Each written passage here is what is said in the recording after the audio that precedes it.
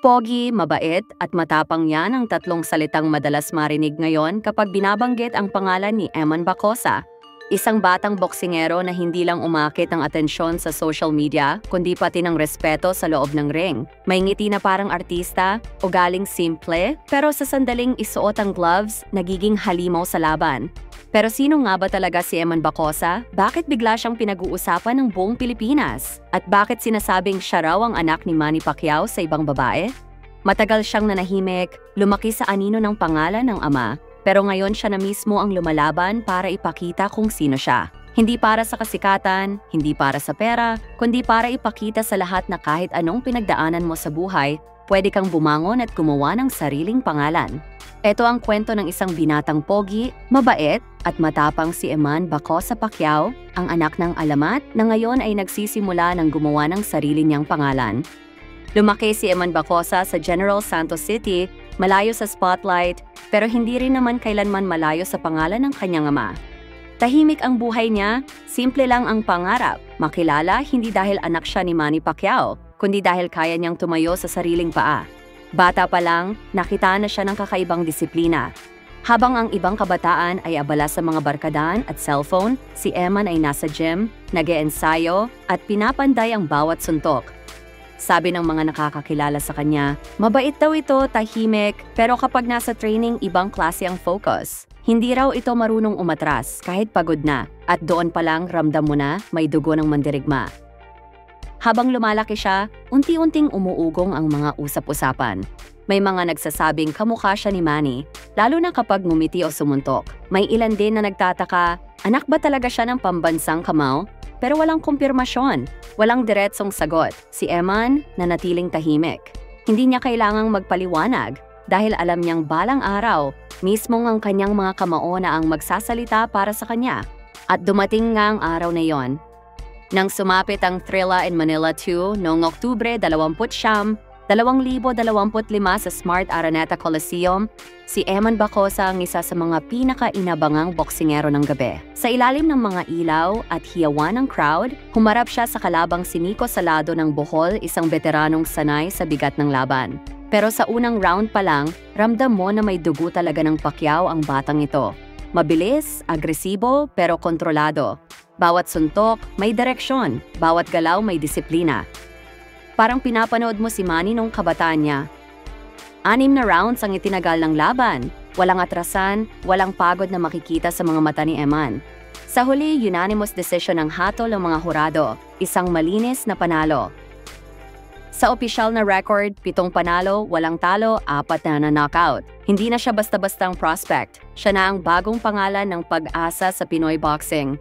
Sa crowd, nag-iyakan ng mga fans. Sa gilid ng ring, makikita si Manny Pacquiao, tahimik pero may ngiti ng isang amang proud. Sa tabi niya, si Jinky palakpak lang ng palakpak habang pinapanood ang binata. Pagkatapos ng laban, bumaba si Eman mula sa ring at diretso sa kanyang ama. Pawis na pawis, pero nakangiti. Isang yakap lang ang ibinigay niya kay Manny pero sapat na iyon para umalingaw-ngaw ang emosyon sa buong Coliseum. Walang salita, walang drama, pero bawat Pilipinong nakakita, alam ang ibig sabihin ng sandaling iyon. Isang yakap ng pagkilala, isang yakap ng tagumpay, isang yakap ng kapatawaran. Ilang oras lang pagkatapos ng laban, sumabog ang internet, trending agad ang pangalang Eman Bacosa Pacquiao. Mga posts sa Facebook, clips sa TikTok at videos sa YouTube, lahat pinag-uusapan siya. Parang si Manny noong 2001, sabi ng ilan, hindi mo na kailangang mag-DNA test, kitang-kita sa galaw. Ang iba naman nagsabi, ito na ang susunod na Pac-Man. At totoo nga sa bawat suntok ni Eman, naroon ang tapang, ang puso at ang apoy ng isang tunay na Pacquiao. Pero higit doon, may kakaibang karakter.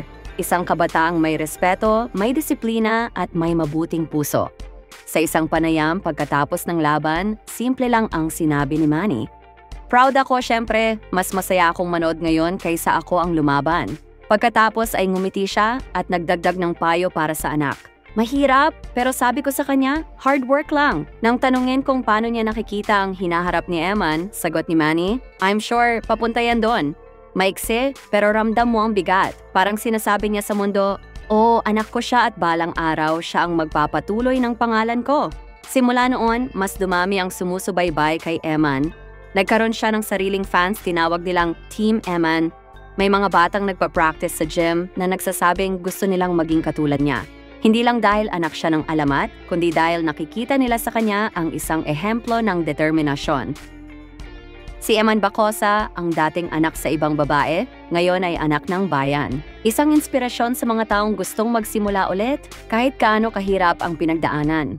Habang lumilipas ang mga buwan, patuloy siyang nagte-training, patuloy na pinapatunayan na hindi siya lilimutin kasaysayan bilang anak ni Pacquiao. Sa bawat laban niya, dala niya ang parehong sigaw ng ama, hard work lang.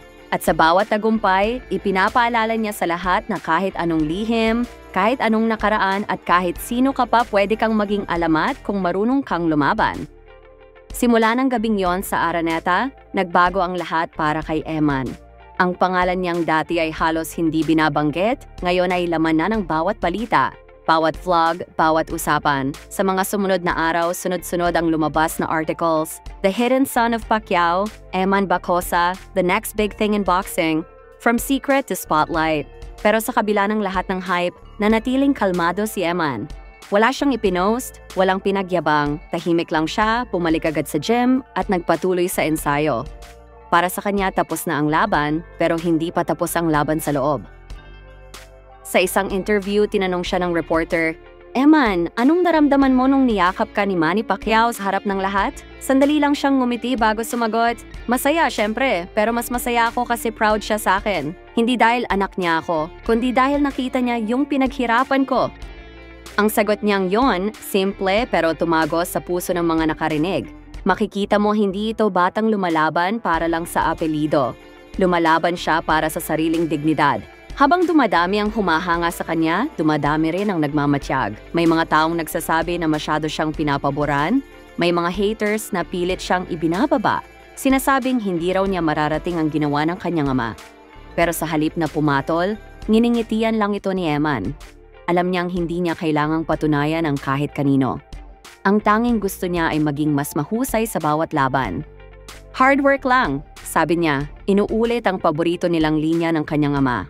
Dumating ang mga endorsements, mga paanyaya, mga event na gustong i-feature siya. Pero kahit sikat na, hindi nagbago ang ugali ni Eman. Kapag wala sa training, kasama niya ang kanyang ina, si Joanna Rose Bacosa ang babaeng itinuring na simbolo ng tiyaga at pananahimik. Minsan, sa isang simpleng interview, tinanong si Joanna kung ano ang nararamdaman niya sa mga nangyayari ngayon. Sagot niya, "Matagal ko nang alam na darating tong araw na to. Noon, kami lang ni Eman. Ngayon, buong mundo na ang nakakakita sa kanya. Pero kahit anong mangyari, anak ko pa rin siya. At alam ko, mabuting bata siya." At totoo nga sa kabila ng lahat ng intriga, si Eman ay nanatiling mabait, mapagpakumbaba at nakatuon lang sa laban. Hindi siya nakita sa gulo, hindi sa bisyo, at lalong hindi sa mga issue. Sa halip, nagpo-post lang siya minsan ng training clips, mga motivational quotes, at simpleng pasasalamat sa mga sumusuporta sa kanya. Kapag nagsalita, laging may respeto, laging may kababaang loob. Kaya naman hindi lang boksingero ang tingin sa kanya ng mga fans, kundi inspirasyon. Madalas siyang ikumpara sa ama sa galaw, sa tikas, sa tapang, pero kung titingnan mo ng mas malalim, may kakaiba kay Eman. May sariling estilo, may sariling identity. Hindi siya kopya. Siya si Eman Bacosa, isang batang nagmula sa tahimik na buhay, pero nagdadala ng ingay ng pagbabago. Sa bawat laban niya, para siyang sumasagot sa tanong ng mundo, "Sino ka ba talaga?" At sa bawat suntok niya, ang sagot ay malinaw, "Ako si Eman Bacosa Pacquiao." Hindi lang anak, kundi manlalabang ipinanganak. Habang tumatagal, mas tumitindi rin ang kwento niya. Marami na ang gustong makalaban siya, pati mga kabataang boksingero na gustong subukan ang anak ni Pacman. Pero sa bawat laban, mas lumalalim ang respeto sa kanya. Minsan may nagtanong sa kanya sa isang vlog, "Hindi ka ba nahihirapan sa pressure?" Sagot niya, "Syempre may pressure, pero sa boxing, normal yon.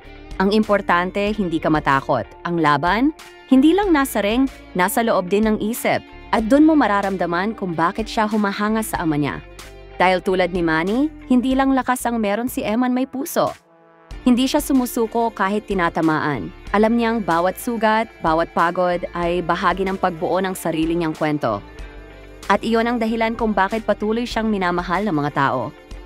Sa bawat training, sa bawat hinga bago ang laban, dala ni Emma ng pangako sa sarili niya na isang araw, gusto niyang marinig ang pangalan niya, hindi dahil sa ama niya, kundi dahil sa sarili niyang tagumpay. Hindi ko gusto maging number 2, sabi niya minsan. Gusto kong maging ako. Kung may susunod man sa Pacquiao, gusto kong sabihin ng tao, ibang klase si Eman. At habang patuloy ang pag-angat niya, habang mas dumarami ang nanonood sa kanya, mas dumarami ring batang Pilipino ang nabibigyan ng pag-asa. Mga batang walang ama, mga batang mula sa hirap, mga batang minsang tinago ng lipunan. Dahil sa kwento ni Eman, natutunan nilang hindi mo kailangang perpekto ang pinagmulan mo para magkaroon ng magandang kinabukasan. Hindi mo kailangang sikat ang apelyido mo para maging alamat. Ang kailangan mo lang puso, tiyaga at paniniwala sa sarili. Ngayon, sa bawat laban ni Eman, puno ng sigawan ng crowd. Pero sa gitna ng lahat ng ingay, alam niya kung saan siya nanggaling. Alam niya kung sino siya at alam niya kung anong gusto niyang marating. Ang dating batang tinatago sa dilim, ngayon ay liwanag ng bagong henerasyon ng boxing. Isang batang pogi, mabait at matapang pero higit sa lahat, isang boksingerong may puso. Sa bawat suntok niya, dala niya hindi lang ang pangalan ng Pacquiao, kundi ang pangarap ng lahat ng Pilipino na gustong patunayan kahit gaano kahirap ang simula mo, pwede ka pa ring matapos bilang kampeon. At sa bawat tagumpay niya, patuloy niyang binubura ang lumang titulo ng anak sa ibang babae at pinapalitan ito ng bagong tawag, anak ng bayan. Dahil sa dulo ng lahat ng laban, hindi dugo o apelido ang sukatan ng alamat kundi kung gaano ka kasigasig lumaban kahit walang kasiguruhan sa dulo. At si Eman Bacosa Pacquiao, patuloy na pinapatunayan sa buong mundo na minsan, ang mga lihim ng kahapon ang mismong bumubuo ng alamat ng bukas. At kung dati ay tinatanong ng mga tao, anak ba talaga siya ni Manny Pacquiao? Ngayon, iisa na lang ang sagot ng lahat. Hindi lang anak. Isa siyang alamat na ginagawa pa lang ang kanyang kasaysayan. At kapag nagustuhan niyo naman ang videong to, huwag kalimutan mag-comment, like at subscribe sa channel. Maraming salamat po sa panonood.